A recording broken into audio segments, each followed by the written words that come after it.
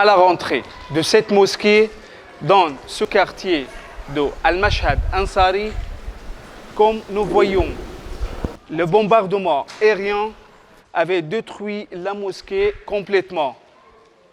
Et il y a deux victimes, au moins de 20 personnes qui ont été tuées à l'appel de Maghreb hier soir.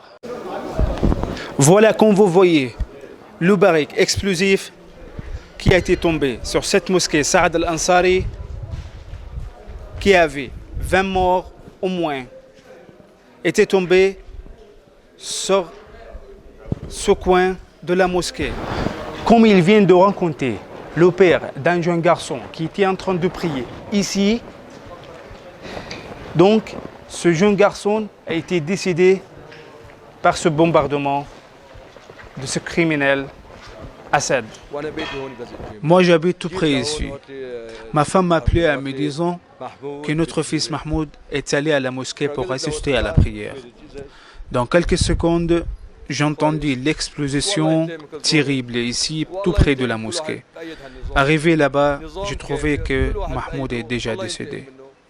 À l'appel de la mosquée, au temps de Maghreb, le criminel Bachar al-Assad bombarde cette mosquée. Au temps de prière, il avait tué 25 personnes au moins. Comme vous voyez ici, la bibliothèque de cette mosquée était aussi victime de ce bombardement criminel.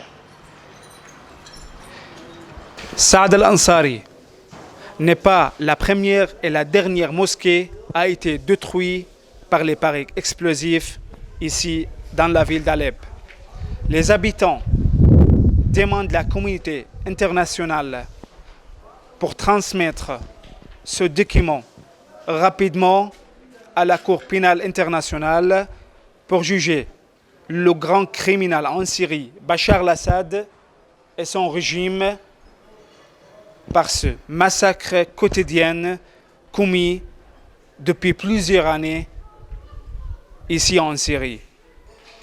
Pour Alep aujourd'hui, Ala Jaber, Alep.